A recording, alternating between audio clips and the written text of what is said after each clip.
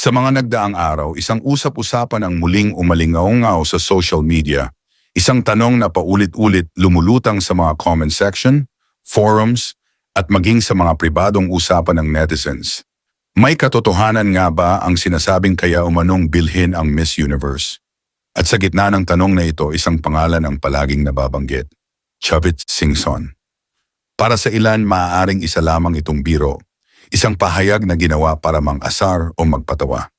Ngunit para sa iba, lalo na sa mga matagal nang sumusubaybay sa mundo ng kapangyarihan, negosyo at impluensya, ang ganitong tanong ay hindi basta-basta nabubuo kung walang pinanggagalingan. May mga nagtaka, may mga nag-isip, at may mga agad nagbigay ng sariling konklusyon. Paano nga ba nagsimula ang usap-usapang ito? May mas malalim bang konteksto sa likod ng ideyang ito? O isa lamang itong haka-hakang pinalaki ng social media at imahinasyon ng publiko? Ito ang pag-uusapan natin ngayon. Bago tayo magpatuloy, huwag kalimutang i-like ang video, mag-subscribe sa channel, at i-on ang notification bell para updated ka sa lahat ng latest chika at trending na usapan. I-comment mo rin ang opinion mo habang nanonood dahil mahalaga ang boses mo sa diskusyong ito. Sa pag-usbong ng diskusyon, muling napansin ng netizens ang isang detalye. Ang reputation ni Chavit Singson bilang isang personalidad na matagal nang nauugnay sa impluensya, pera at malalaking galawan. Kaya nang may magbanggit ng ideya na kaya niyang pumasok o kahit impluensyahan ang isang global pageant tulad ng Miss Universe, mabilis itong kumalat at pinag-usapan. Para sa marami, hindi simpleng beauty contest ang Miss Universe. Isa itong pandaigdigang institusyon, may kasaysayan, prestihiyo at malawak na saklaw ng negosyo at impluensya. Kaya't natural lamang na magtanong ang ilan, posible nga bang galawin o impluensyahan ang isang ganitong kalaking organisasyon? Ngunit sa kabila ng lahat ng ingay, nananatiling malinaw ang isang bagay, walang opisyal na pahayag, walang kumpirmasyon at walang konkretong ebidensya na nagpapatunay sa mga espekulasyong ito. Ang umiiral lamang ay mga tanong, opinyon at interpretation ng publiko. May mga netizens na nagsasabing ang ganitong ideya ay produkto lamang ng sobrang paghanga o takot sa kapangyarihan ng iilang personalidad. Para naman sa iba, ito raw ay refleksyon ng paniniwala na sa likod ng malalaking organisasyon, palaging may pera at impluensyang gumagalaw. Sa kultura ng social media, mabilis mabuo ang mga ganitong naratibo. Ang isang pangalan na kilala sa kapangyarihan ay madaling maiugnay sa mga imposibleng senaryo, lalo na kung walang agarang paglilinaw o pagtanggi. Mahalagang tandaan na bagamat kilala si Chavit Singson bilang isang makapangyarihang figura sa loob ng bansa, ang Miss Universe ay isang international na institusyon na may sariling sistema at pamamalakad. Ang pag-uugnay sa dalawa ay, sa puntong ito, nananatiling bahagi lamang ng haka-haka at diskusyon ng publiko. Sa ngayon, malinaw na wala pang anumang konkretong batayan ang mga espekulasyon. Ang meron lamang ay isang tanong na paulit-ulit binabanggit, isang pangalan na madaling mapansin, at isang katahimikan na nagbibigay daan sa sari-saring interpretation. At habang walang malinaw na sagot, patuloy ang pag-usbong ng diskusyon, isang patunay kung paanong sa panahon ng social media, ang haka-haka ay madaling maging sentro ng atensyon. Matapos umaling-aungaw ang usap-usapan tungkol sa posibilidad na mabiling impluwensiya ang isang institusyong tulad ng Miss Universe, mas lalong lumalim ang diskusyon ng publiko. Sa puntong ito, hindi na lamang pangalan ni Chavit Singson ang sentro ng usapan, kundi ang mas malaking tanong. Paano nga ba talaga gumagana ang Miss Universe bilang isang pandaigdigang organisasyon? Para sa marami, ang Miss Universe ay isang engrandeng palabas, makukulay na gown, mahuhusay na kandidata, at isang koronang simbolo ng kagandahan at katalinuhan. Ngunit sa likod ng entablado, ito ay isang komplikadong sistema na binubuo ng negosyo, media partnerships, at international na pamamalakad. Dito nagsisimulang magtugma ang pananaw ng ilang netizens. Kung ang isang organisasyon ay may halong negosyo at branding, hindi maiiwasang isipin ng ilan na may puwang para sa impluensya. Hindi dahil may ebidensya, kundi dahil ito ang karaniwang paniniwala sa likod ng malalaking institusyon. May mga nagsasabing hindi raw dapat ikumpara ang Miss Universe sa karaniwang negosyo. Isa raw itong simbolo ng kultura at global representation, may malinaw na proseso, at sinusubaybayan ng maraming mata mula sa iba't ibang bansa. Para sa grupong ito, ang ideya na maaari itong bilhin ay isang malinaw na maling akala. Ngunit may iba ring nagsasabi na sa modernong panahon, kahit ang prestihiyo ay may kaakibat na halaga. Sponsorships, media deals at franchise rights ang madalas banggitin ng mga netizens bilang patunay na ang pageant ay bahagi rin ng global entertainment industry.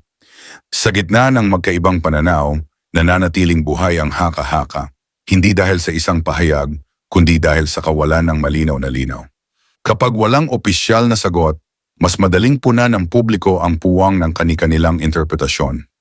Muling binabalikan ng ilan ang reputasyon ni Chavit Singson bilang isang taong sanay sa malalaking galawan at hindi natatakot pumasok sa mga larangang dati itinuturing na imposible. Kaya para sa mga naniniwala sa ideya ng impluwensya, nagiging simbolo ang kanyang pangalan ng tanong na hanggang saan ang kaya ng kapangyarihan.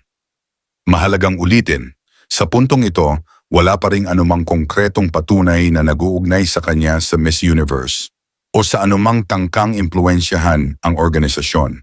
Ang umiiral lamang ay diskusyon ng publiko at haka-hakang nabuo mula sa reputasyon at imahinasyon. Sa social media, hindi kinakailangang may ebidensya upang umusbong ang isang kwento. Minsan, sapat na ang isang tanong upang maging viral. At habang mas marami ang nagko-komento, mas lalo itong nagkakaroon ng anyo at bigat, kahit nananatili itong speculation. Sa puntong ito ng kwento, malinaw na ang issue ay hindi lamang tungkol sa isang tao o isang pageant. Ito ay tungkol sa pananaw ng publiko sa kapangyarihan, pera, at kung paano nila iniisip na gumagana ang mundo sa likod ng entablado. At habang patuloy ang katahimikan ng mga sangkot, nananatiling bukas ang tanong. Isang tanong na patuloy na binubuhay ng discussion, hindi ng katotohanan. Habang patuloy na pinag-uusapan ang usap-usapan tungkol sa Miss Universe at ang pangalan ni Chavit Singson, unti-unting lumilitaw ang isa pang mahalagang elemento sa kwento, ang papel ng social media sa paghubog ng opinyon ng publiko. Sa panahong ito, hindi na kailangang manggaling sa opisyal na pahayag ang isang kwento para ito ay pakinggan. Sapat na ang paulit-ulit na banggitin upang maging kapani-paniwala sa mata ng marami. Isang komento ang magbubunsod ng tanong. Isang tanong ang magpapalalim ng usapan. At sa loob lamang ng ilang oras, ang haka-haka ay nagiging sentro ng diskusyon. Maraming netizens ang umaamin na wala silang konkretong batayan, ngunit naniniwala pa rin sila na posible ang lahat. Hindi dahil alam nila ang katotohanan, kundi dahil sanay na silang makita ang kapangyarihan bilang isang bagay na kayang baguhin ang mga patakaran. Sa ganitong pananaw, ang ideya ng impluwensya ay nagiging mas kapani-paniwala kaysa sa ideya ng mahigpit na sistema.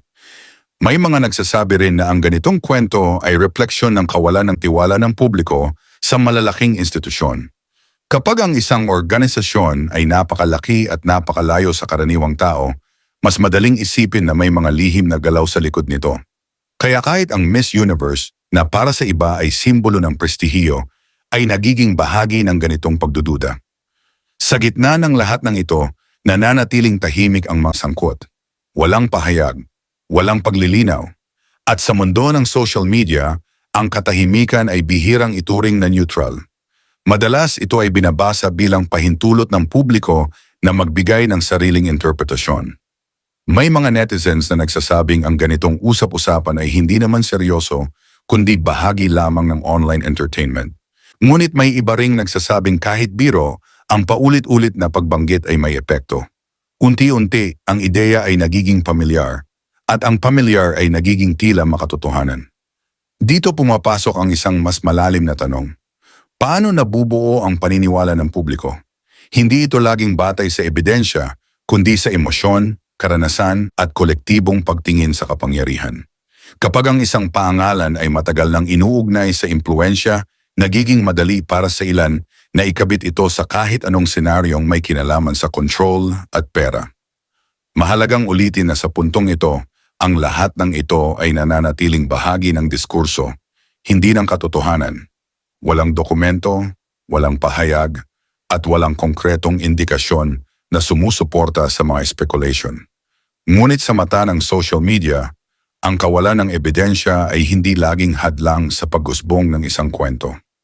Habang tumatagal, mas nagiging malinaw na ang usapin ay hindi na lamang tungkol sa Miss Universe o kay Chavit Singson. Ito ay tungkol sa kung paano gumagana ang social media bilang salamin ng kolektibong pag-iisip ng publiko. Isang lugar kung saan ang tanong ay maaaring maging mas malakas kaysa sa sagot. Sa dulo ng lahat ng usap-usapan, mahalagang bumalik sa pinakaugat ng kwento, isang tanong na walang malinaw na sagot. Ang ideyang kaya umanong bilhin ang Miss Universe at ang paulit-ulit na pagbanggit sa pangalan ni Chavit Singson ay nananatiling bahagi ng diskusyon ng publiko, hindi ng kumpirmadong katotohanan. Sa panahon ng social media, mabilis mabuo ang mga ganitong naratibo. Isang komento ang nagiging tanong. Ang tanong ay nagiging paksa, at ang paksa ay nagiging usap-usapan na tila may sariling buhay. Sa prosesong ito, madaling makalimutan kung saan nagtatapos ang haka-haka at saan nagsisimula ang katotohanan. Mahalagang tandaan na ang Miss Universe ay isang pandaigdigang institusyon na may sariling sistema at pamamalakad. Gayon din, si Chavit Singson ay isang kilalang personalidad na matagal nang nasa mata ng publiko. Ang pag-uugnay sa dalawa ay sa puntong ito, produkto lamang ng interpretasyon at imahinasyon, hindi ng ebidensya. Hindi maikakaila na ang ganitong usapin ay sumasalamin sa mas malalim na pananaw ng lipunan. Isa itong refleksyon ng paniniwala ng marami na ang pera at kapangyarihan ay may kakayahang baguhin ang takbo ng mga bagay. Totoo man o hindi, ang ganitong pananaw ang madalas nagiging dahilan kung bakit madaling paniwalaan ang mga ganitong kwento. Ngunit sa gitna ng lahat ng ingay, mahalagang manatiling mapanuri.